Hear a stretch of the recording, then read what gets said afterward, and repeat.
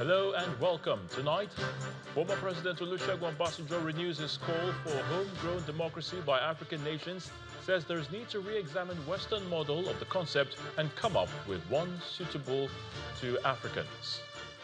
Cross River State House of Assembly removes its Speaker, Elvet Ayambem, over alleged misappropriation of funds, lack of competence and other infractions. The impeached Speaker describes action by his colleagues as illegal. And residents of Okuama in Delta State begin to return home over 2 months after fleeing their community following the killing of 17 army personnel in March this year. On business news tonight, the House of Representatives blocks oil companies' divestments pending compliance with decommissioning guidelines. And on sports tonight, Ademola Lookman scores a hat-trick as Atlanta beat Bayern Leverkusen to win the Europa League trophy, the first major title in 61 years. And from Abuja, the nation's capital, police authorities and the FCT command give assurances of the safe return of persons kidnapped on Sunday from Dawaki community. And in international news from London, Ireland, Norway and Spain have announced they will formally recognise a Palestinian state from the 28th of May.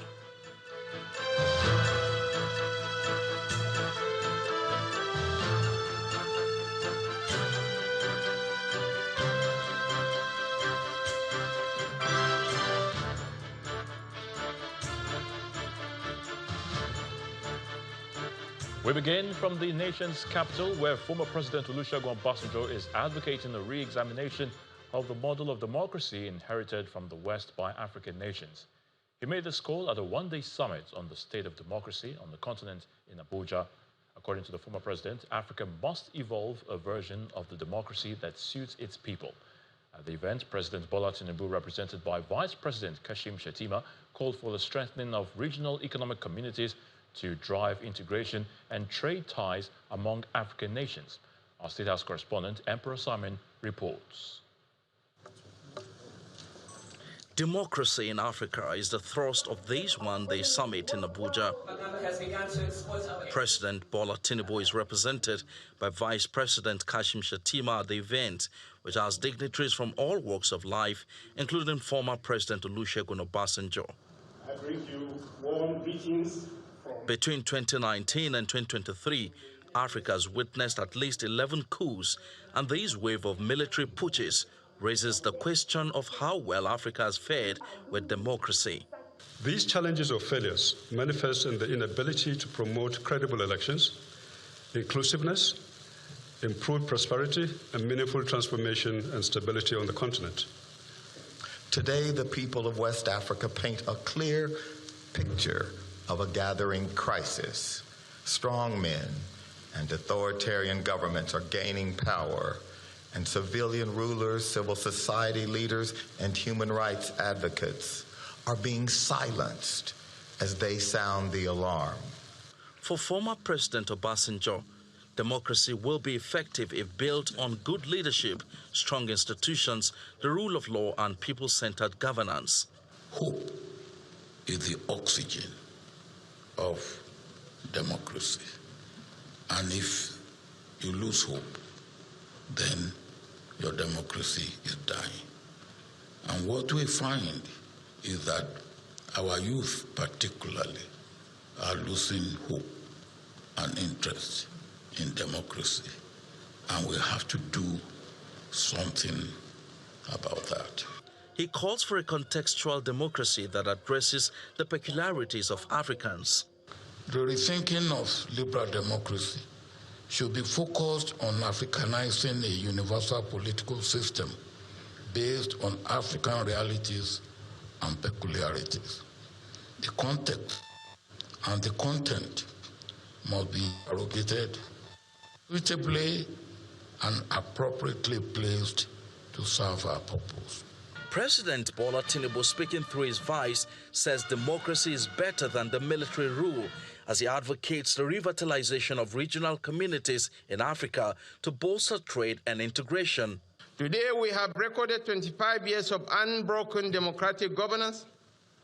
We have learned through bitter experience that the cure for bad democratic governance is more democracy.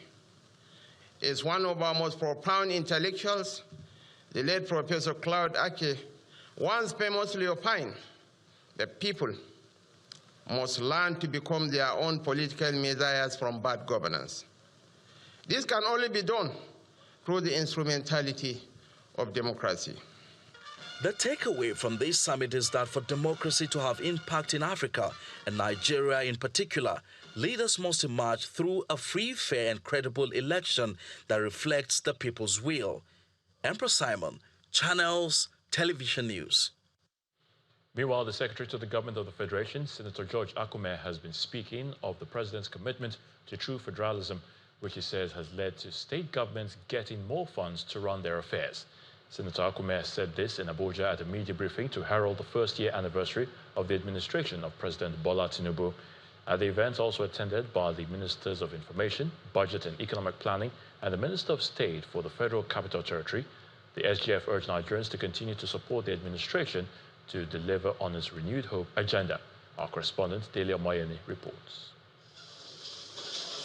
Flanked by the Ministers of Information, Budget and Economic Planning, as well as the Minister of State for the Federal Capital Territory, the Secretary to the Government of the Federation, Senator George Akume, briefs newsmen on what he says is a low-key marking of the activities for the first-year anniversary of the President Bola Tinubu administration. What's going to be... Senator George Akume highlights some of the achievements of the administration. Mr. President's commitment to enhancing our nation's infrastructure is also evident in the completion and ongoing execution of numerous projects, notable among which are the extensive road networks, improved rail systems, and the modernization of our ports, which are vital for boosting trade and connectivity. Responding to questions, the SGF revealed that the President has entrusted more funds to the state in line with his belief in true federalism and a working democracy. He believes that in a typical federal setup, you have tiers of government, and these tiers of government are also what? Independent. And therefore, we'll continue to give governors the chance to do their best for their people. And where their people feel they're not doing their best, the legislatures are also there to make an input.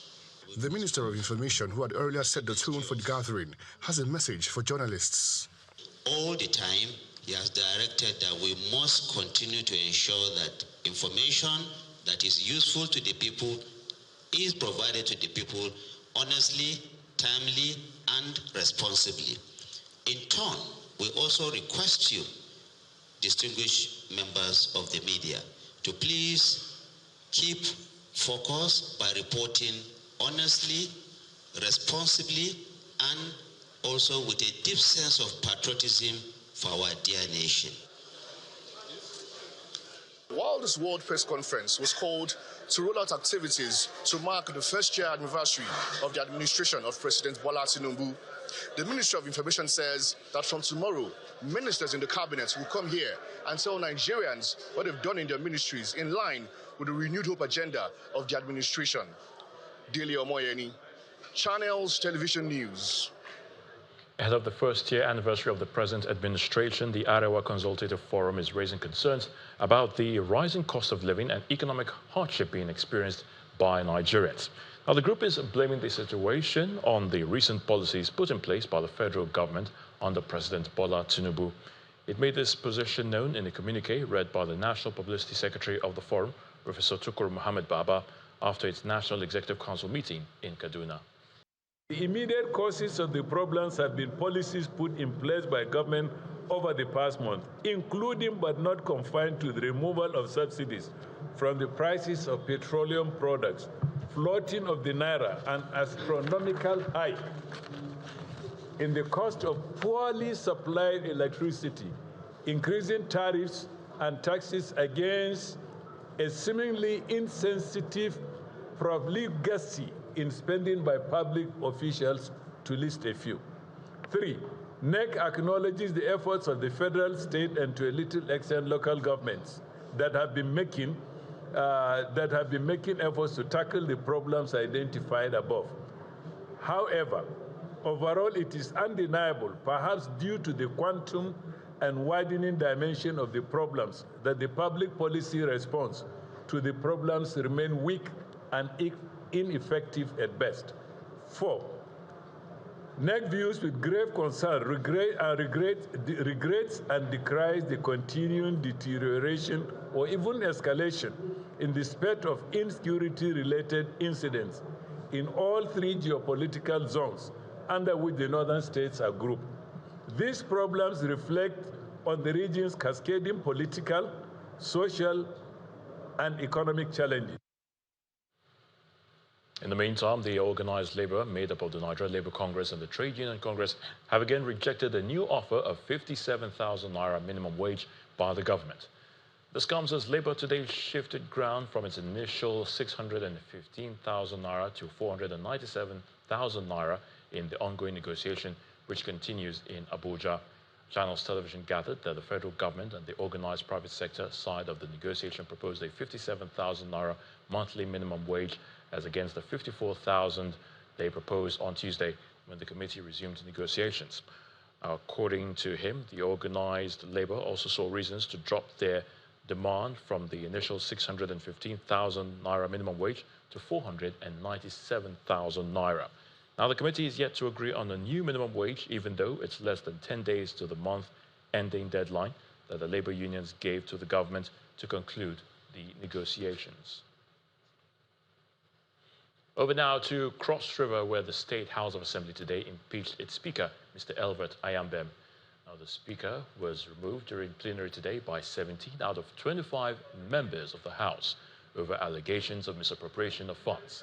The impeachment motion was moved by Mr. Effiom Ikarika, representing Calabar South 1 constituency, and seconded by Honorable Omang Charles Omang, representing Bekwara State constituency. Mr. Elvert Ayambem was elected Speaker of the 10th Cross River State House of Assembly in June 2023.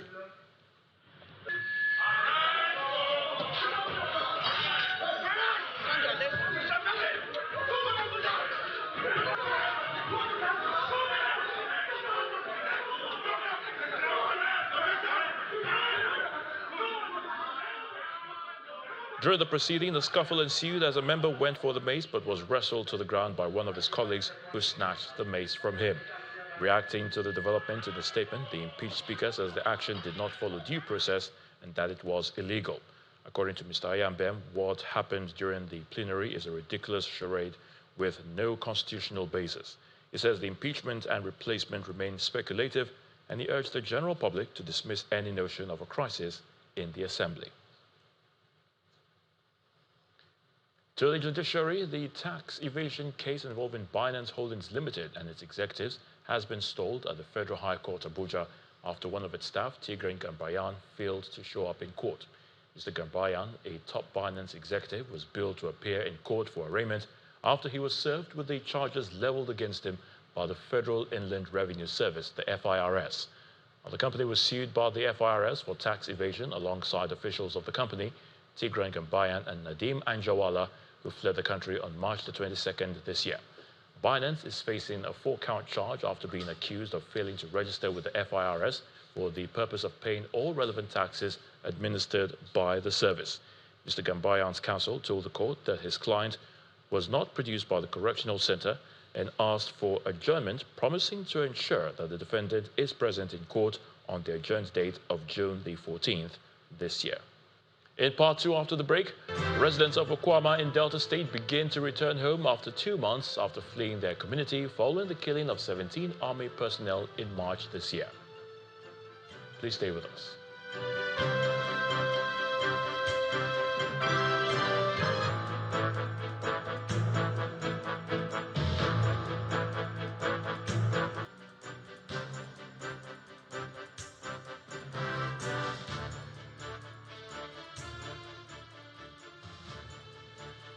Welcome back. If you've just joined us, you're watching the news at 10, coming to you live on Channels Television from Lagos. A reminder of our top stories. Former President Olusegun Obasanjo renews his call for homegrown democracy by African nations, says there is need to re-examine Western model of the concept and come up with one suitable to Africans. Cross River State House of Assembly removes its Speaker, Elbert Ayambem, over alleged misappropriation of funds, lack of competence and other infractions. Impeached Speaker describes action by his colleagues as illegal. Residents of Okuama in Delta State begin to return home over 2 months after fleeing their community following the killing of 17 army personnel in March this year. And Ireland, Norway and Spain have announced they will formally recognize a Palestinian state from May the 28th.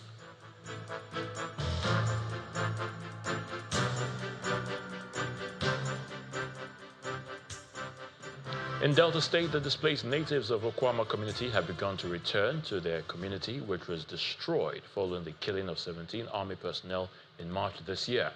The Delta State government, after inaugurating the committee to help the natives resettle, set up an internally displaced persons camp in Ewu.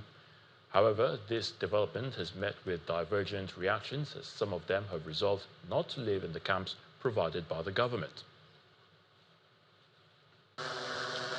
The killing of 17 army officers in Okuama is one unfortunate incident that generated a lot of sparks in the country. That incident forced natives to flee into a neighboring community and into the forest. The army took over the whole of the community, preventing any form of entry, while the community was completely razed, leaving only a church building.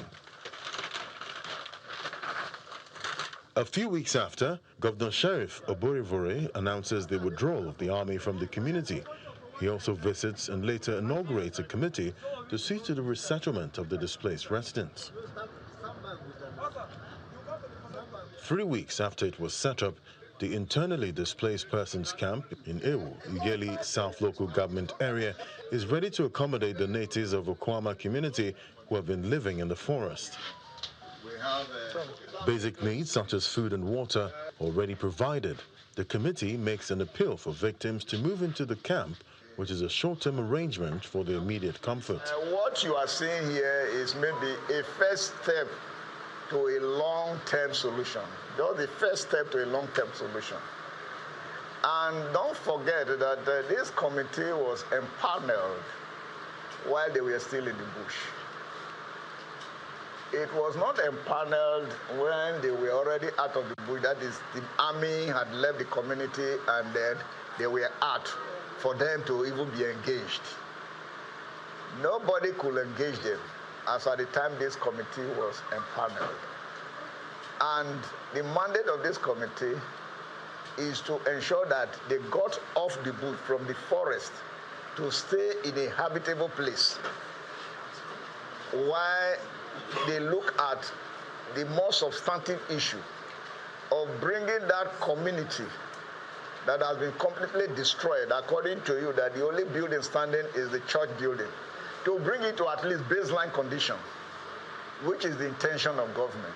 Meanwhile, some of the natives have been returning to ruins of their homes, but are yet to show up at the camp, which they insist should be set up in their community. We want to plead with the government. They should set the IDP camp here in Okuama, because we believe if they set the IDP camp here in Okuama, it will be more comfortable than going to Ewu. I not get anything for Ewu. I not go get Ewu. For here, I get something for here to eat. To me to eat, all of us to eat, to survive for here. But when you go Ewu, there's nothing. The government is assuring them that there's nothing to fear, as their needs will be adequately taken care of as it continues plans to rebuild what is left of the destroyed community. So let's head to the nation's capital now, where Victoria Longjong is standing by to give us the very latest from our Abuja studios. Hello, Victoria. Hello, Ayo. Good to see you. We continue here with security, as the FCT command of the Nigeria Police Force is assuring residents of the nation's capital that search and rescue operations are still ongoing to secure the safe return of persons kidnapped on Sunday, May 19, in Dawaki community along the Kubwa Expressway. Now, speaking to Channels Television, the FCT police spokesperson, Mrs. Josephine Ade, says the force is still working towards ascertaining the exact number of persons kidnapped. However, some residents put the number of those still missing at 6. The streets are lonely and appear deserted as residents of Dawaki community in Buari Area Council of the Federal Capital Territory recover from an attack by some gunmen.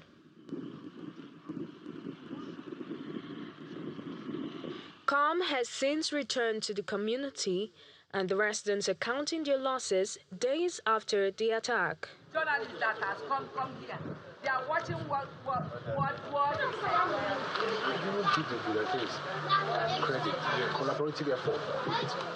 This resident laments the inability of the police to rescue his 19-year-old niece kidnapped on that Black Sunday.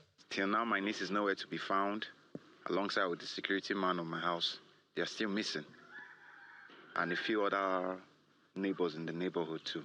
So how many people are missing at the moment? So far from what we heard, is about 6 people still missing in the neighborhood. Following the attack, some residents were abducted. However, some were fortunate to escape from the abductors. Then carry my tie in hand, carry and come outside. Then carry me too. The time where they carry me, then come outside my gate, then come they shoot gun. I can't come back, run, come climb fence, jump. That time where would they waka? We go waka, go, we go waka. That is why they come the vigilante. They come block road. Where they come block road, that's why they come the shoot gun. That is why we come escape, we come run, enter bush. While the residents claim that 6 persons are still missing, the FCT command of the police insists that the exact figure is yet to be ascertained. We don't actually know the numbers of people who are still missing, but we know we responded to that distress call, and the Commissioner of Police, CP Ben Igwe, PSCM, and I led that operation by himself, where we rescue some of these victims. As the search for the kidnapped persons continues, the residents are keeping their fingers crossed as they are yet to hear from the abductors. And in Rivers State, Governor Siminalayi Fubara is pushing to expand the state's economy beyond dependency on crude oil revenue and is wooing investors to take over moribund companies in prime business districts of the state. He's also promising friendly tax policies and a $10 million fund for agro-investment. The governor made this known at the first edition of the Rivers State Economic and Investment Summit in Port Harcourt, where a former deputy governor of the Central Bank of Nigeria, Dr. Kingsley Moghalu, gave the keynote address. Ensuring that critical pathways are in place. Important personalities and other invited guests converge on the Obiwale International Conference Center in Port Harcourt, the Rivers State capital, for the first day of the Rivers State Economic and Investment Summit 2024. This maiden edition, titled Rivers Emerge, Advancing Pathways to Economic Growth and Sustainability, aims to bolster the economy of the oil-rich state amidst Nigeria's broader economic challenges and pressing need for diversification. The chairman of the summit and former governor of Cross River State, Donald Duke, highlights the significance of building the capacity of the nation's population. We fantasize and speak about the numbers of people that we have. Oh, we are the largest state in terms of population. We never talk about the quality of people. How well trained are they? A former executive director of Upstream NNPC, the chief judge of the state, and the Speaker of the State House of Assembly all take time to present their goodwill messages. It is very imperative to note that the legislative arm of government, which I represent in Rivers State, has a pivotal role to play in creating an enabling environment by way of positive and people-oriented legislation. The keynote speaker, a former deputy governor of the Central Bank of Nigeria, Professor Kingsley Moghalu, takes the platform. He proposes a shift in focus from oil to natural gas. I would recommend a massive shift to investment in skilled human capital, especially to support manufacturing and service economies and diversify away from oil and more towards gas as a transition out of the natural resource conundrum. Professor Moghalu also urges Governor Fubara to create an enabling environment for investors. If, as Governor Fubara has set out his vision to do, you create the necessary condition, the investors will come looking for you. So all you have to do is simply to create the environment. The Rivers State Governor, Siminalayi Fubara, reiterates his government's commitment to improving the economy of the state and makes an open call to investors to key into this initiative. I assure you all that our intentions are right. Our commitments are unwavering. With the collaboration and support of all, we will collectively harness the economic potential of Rivers State. Decisions made at this summit are all expected to be used to develop a new economic blueprint policy for Rivers State. And still ahead on the news at 10, the House of Representatives blocks all company divestments pending compliance with decommissioning guidelines. That's some business news. Join us again.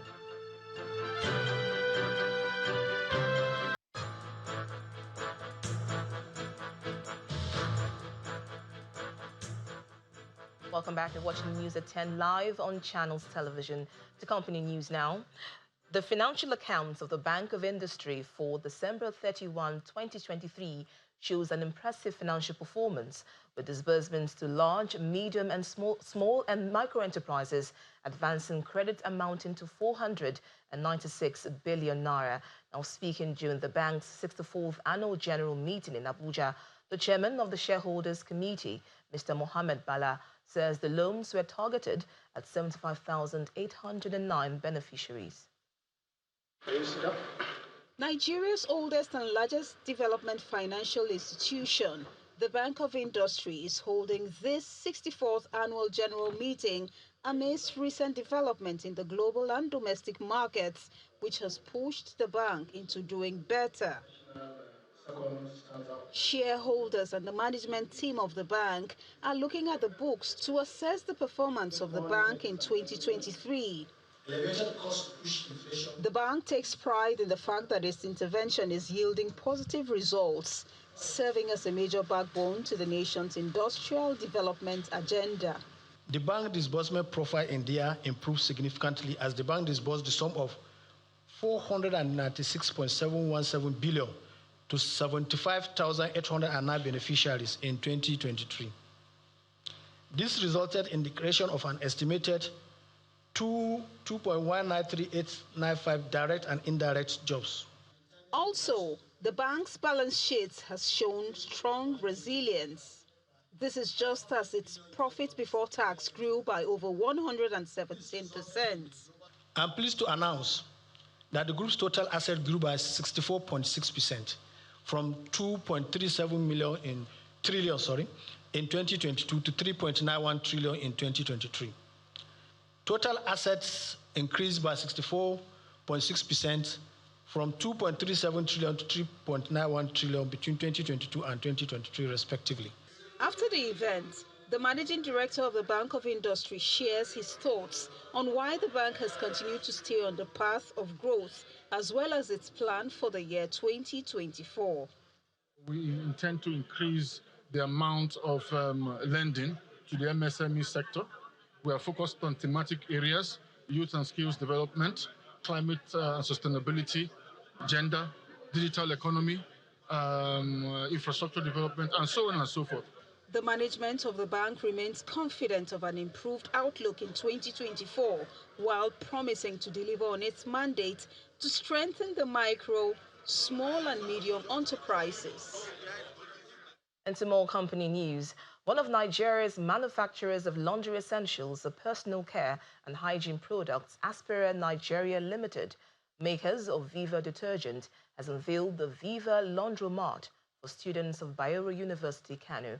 The ultra-modern facility, which contains about 40 washing machines and pressing irons, aims to ease the burden on students who often struggle to find laundry services.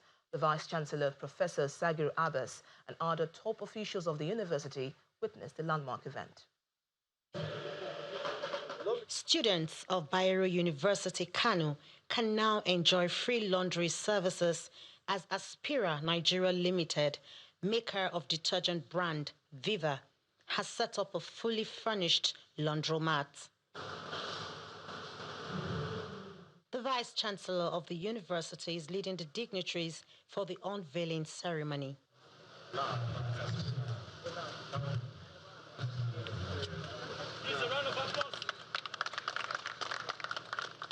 The idea of the initiative is for students to have free laundry services while studying. As Aspira, we believe in the power of education to shape the future of our nation.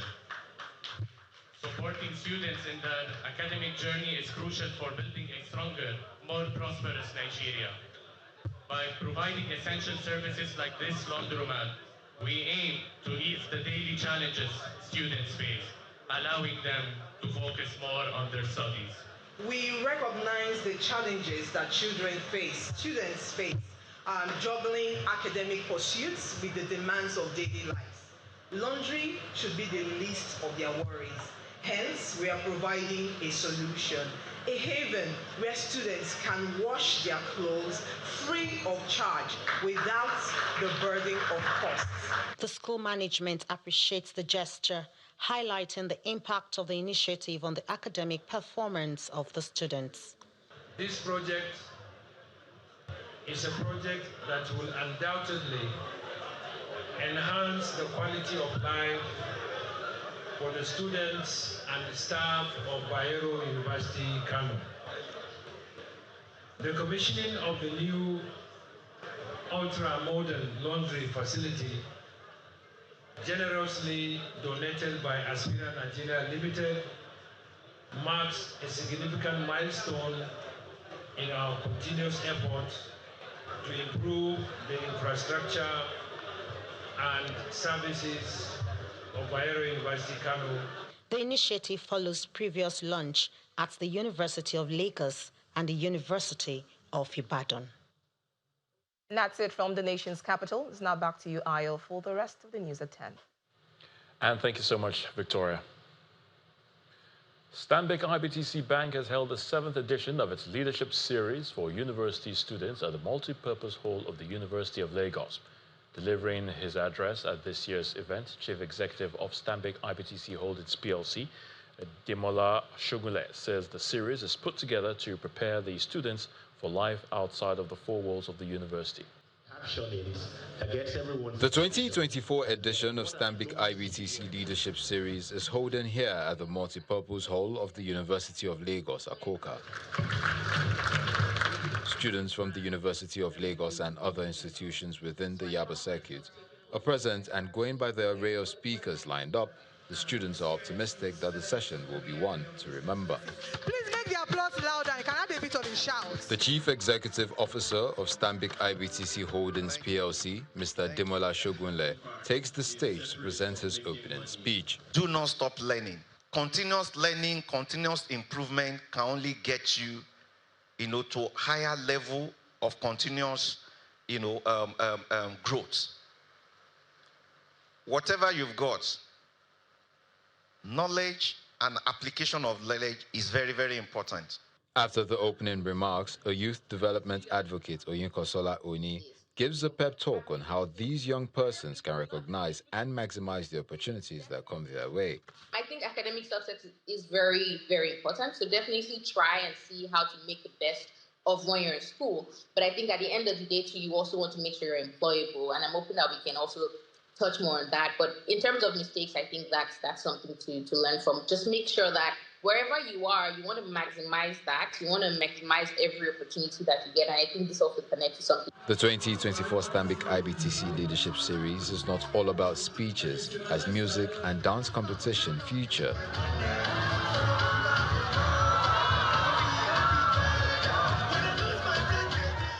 I I came out when my name was being called. I came out with, okay, let me just give this a try. And eventually, I became the one and only winner. So I'm saying a big thank you once again to Stanbic IBTC Bank. Stanbic IBTC has provided the platform, has brought on people to talk about their personal experiences. It is now left to them to make that choice, to say, you know what, I've seen these people, I've heard their examples, let me take one or two from them and make my life better. Stanbic IBTC Holdings PLC promises to continue investing in courses that influence the society positively, adding that its leadership series will always be presented to help the youths be a better version of themselves.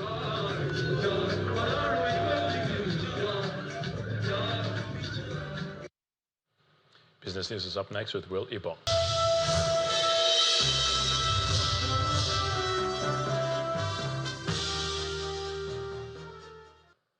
Thank you, Ayotunde. The House of Representatives has passed a resolution blocking the National Upstream Petroleum Regulatory Commission, NUPRC, from approving divestments by international oil companies. This move is to ensure full compliance with decommissioning guidelines and regulations under the Petroleum Industry Act. The resolution, introduced by Honorable Ikenga Ugochinyere, highlights that many international oil companies are closing their operations in Nigeria and relocating without adhering to NUPRC's decommissioning and abandonment guidelines. International oil companies are divesting their company assets in Nigeria and relocating out of the country without clearly following or complying with the decommissioning and abandonment guidelines as prescribed by the NUPRC and enshrined in the PIA. Consigned that as a result of the exploration and other activities of the international oil companies in the Niger Delta, the region has suffered great environmental degradation for years, with farmlands and water bodies being destroyed, leaving the community's ecosystem completely meek and irreparably exploited. Worried that if consent is given for the divestment of assets of IOCs without ensuring their compliance with the guidelines and regulations put in place, the host communities will suffer irredeemably, and the companies taking over the assets of the IOC will not be able to remedy the degradation. I urge the House to resolve to urge the Minister of Petroleum Resources, Oil, and the Chief Executive Officer of NUPRC to refrain from granting consent to divesting international oil companies until there is full compliance with the guidelines for decommissioning, as well as the regulations made pursuant to the Petroleum Industry Act. Now, still speaking of guidelines, the Central Bank of Nigeria, CBN, has issued new guidelines for Bureau de Change BDC operations after consulting with stakeholders. The updated rules, effective June the 3rd, requires existing BDCs to reapply for licenses. Other key changes include the removal of mandatory caution deposits of 200 million naira for Tier 1 and 50 million naira for Tier 2 licenses. The CBN has also eliminated the annual non-refundable renewal fees of 5 million naira for Tier 1 and 1 million naira for Tier 2 licenses. Now, in the UK, inflation came in lower than expected, with a drop to 2.3% in April, according to the Office for National Statistics, prompting traders to pull back from bets on a June interest rate cut from the Bank of England. The headline reading declined from 3.2% in March. The April print marked the first time inflation has been below 3% since July 2021 and brings it within touching distance of the Bank of England's 2% target. Back home, the domestic equities market reversed gains recorded in Tuesday's trading session. This marks the first dip as more rate hikes hurt stocks. Inijan Mekwa tells us more.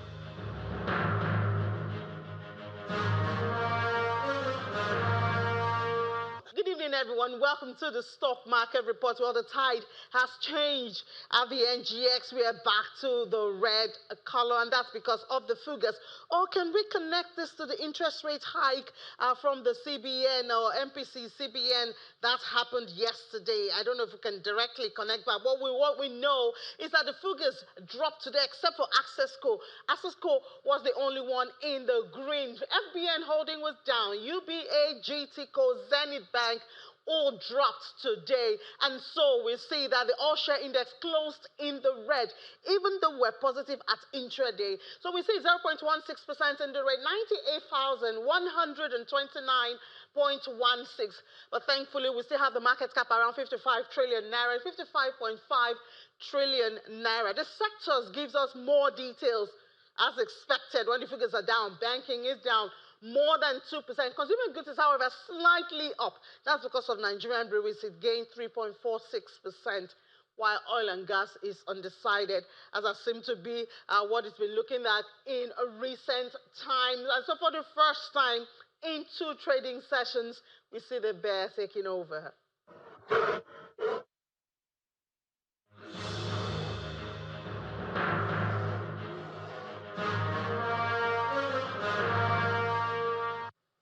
Thank you, Ini. Let's keep our fingers crossed for a rebound tomorrow. Now let's check out the close for other major equities.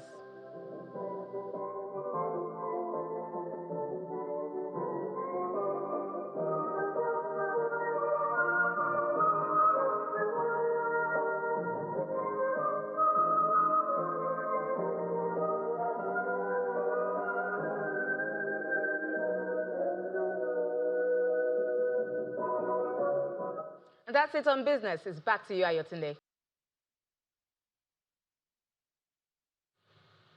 Thank you so much, Will. Several foreign delegations are in Iran to attend the funeral ceremony of late President Ibrahim Raisi and other officials who died in a helicopter crash on Sunday.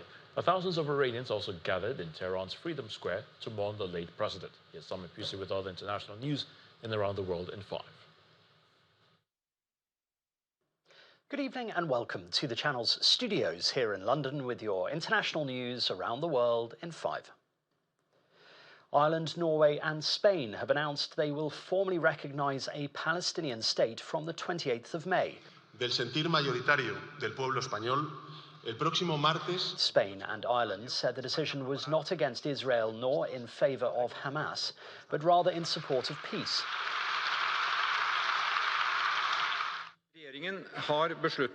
Israel has reacted angrily, warning the move would mean more instability in the region and recalling its ambassadors to all 3 countries.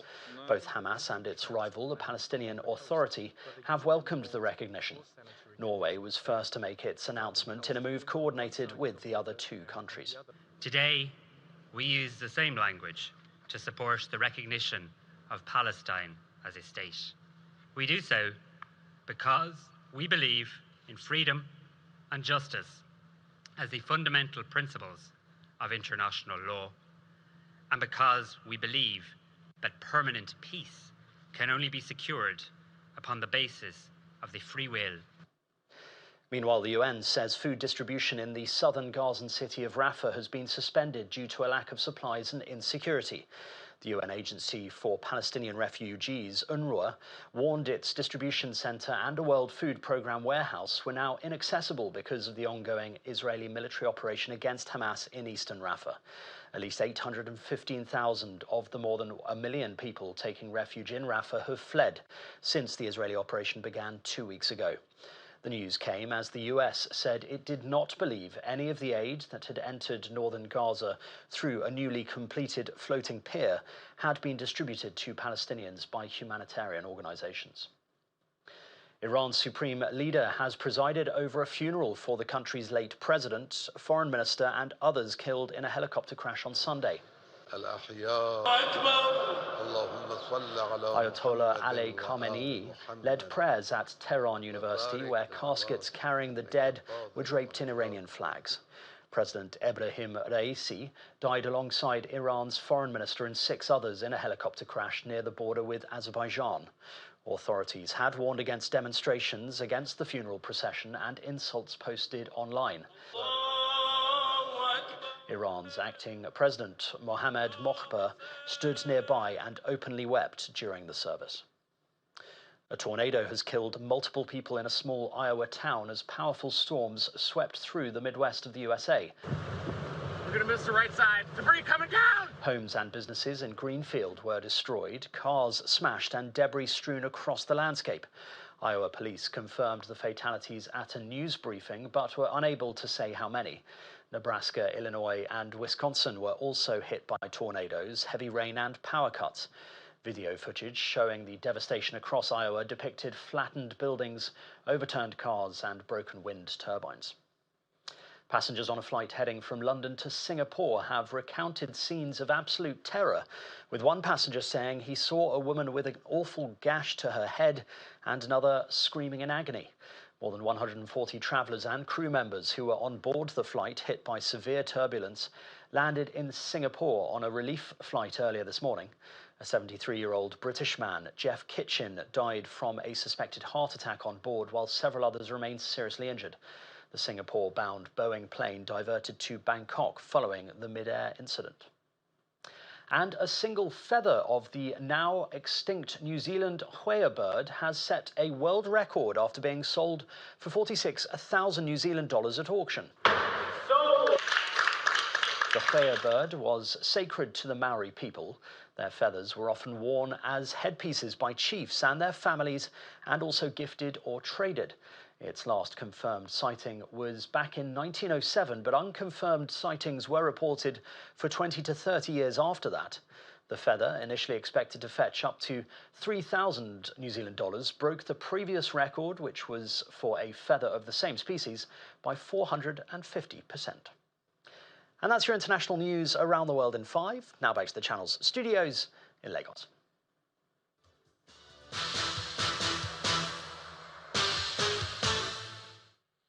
Thank you, Simon. Welcome to Sports News. Atlanta are Europa League champions, their first trophy in 61 years. Super Eagles forward Ademola Lookman scored a stunning hat-trick as Atlanta ended Bayer Leverkusen's 51-match unbeaten run to win the Europa League final 3-0. Lookman became the first player to score a hat-trick in a European final for 49 years to secure Atlanta's first ever continental trophy. Leverkusen have made a habit of late fightbacks in their remarkable run to winning the first ever Bundesliga title without tasting defeat, but this time they failed to dig themselves out of a hole created by a slow start. UEFA has confirmed that the Budapest Puskás Arena will host the 2026 Champions League final. The decision on the 2027 final was postponed until September, with Milan set to host as long as the San Siro not undergoing redevelopment works at the time. It is the first time Hungary will host the final of Europe's elite club competition. However, the 67,000 capacity Puskás Arena was used for the 2023 Europa League final and matches at Euro 2020. FIFA has made changes to the officiating team of the 2026 World Cup qualifying match between Benin Republic and Nigeria. Gabonese official Pierre Gislan Acho will now replace Ethiopian official Bamlak Weyas, who was originally designated as referee for the encounter. Weyesa's compatriots Tim Singh Atango and Tigli Belewachi have been retained as Assistant Referee 1 and Assistant Referee 2 respectively. The match is scheduled for the Stade Felix Houphouët Boigui in the Ivorian capital on Monday, June 10th by 4 p.m. In tennis, Novak Djokovic celebrated his 37th birthday today with the 1,100th win of his career. The world number 1 defeated Germany's Yannick Hoffmann 6-3, 6-3 in the second round, progressing to the quarterfinals of the Geneva Open. Djokovic becomes only the third man after Jimmy Connors and Roger Federer to reach the 1,100 win landmark. His record this year is now 13 wins and 5 defeats, and he has yet to reach a tournament final in 2024. And that's it on Sports News. Over to you, Ayo.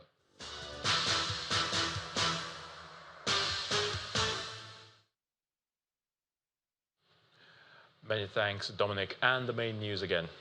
Former President Olusegun Obasanjo today renewed his call for homegrown democracy by African nations. As he said, there is need to re-examine the Western model of the concept and come up with one suitable to Africans. He said this at the summit in Abuja. And the Cross River State House of Assembly has removed its Speaker, Elbert Ayambem, over alleged misappropriation of funds, lack of competence, and other infractions. Meanwhile, the impeached Speaker has described the action by his colleagues as a charade with no constitutional basis. And we end with residents of Okuama in Delta State have begun to return home over 2 months after fleeing their community following the killing of 17 army personnel in March this year. That's the news at 10 tonight. Thank you so much for watching. I'm Ayo Tunde Balogun. You have a good night and please stay safe.